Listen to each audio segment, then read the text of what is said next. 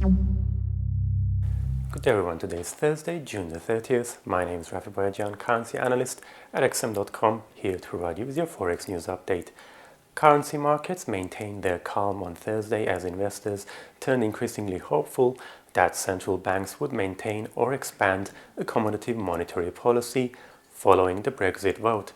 The dollar drifted lower against a basket of currencies for a third day as expectations of a Fed rate hike this year declined dramatically in the wake of the surprise UK vote to leave the European Union.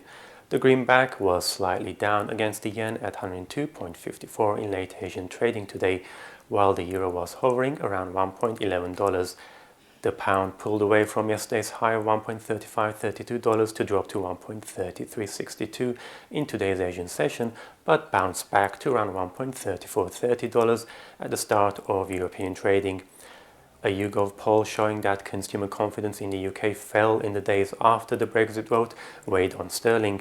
Meanwhile, a separate survey showed British consumer confidence remained muted in June ahead of the EU vote. The GfK Consumer Confidence Index was unchanged at -1 in June versus expectations that it would decline to -2. The yen was firmer on Thursday despite weaker than expected industrial production figures out of Japan.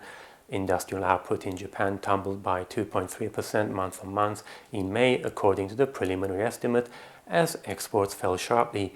The figure is worse than expectations of only a 0.1% drop and compares with growth of 0.5% the previous month.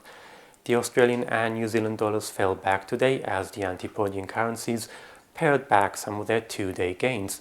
The Aussie fell sharply to just below the 0.74 level against the US dollar in late Asian trading. The Kiwi was also down sharply, falling to 0.7080, despite data out today showing that business confidence in New Zealand rose to a 6-month high. In commodities, oil prices slipped back on Thursday as the outlook for supply improved due to less disruptions to output expected in the near term.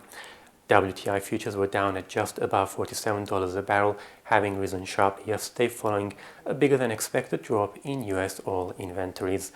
Looking ahead to the rest of the day, the third estimate of UK first quarter GDP is due, along with flash inflation data for the Eurozone and weekly jobless claims for the US. Also to watch out for are the ECB's minutes of the June policy meeting. Thank you very much for watching and have a great day.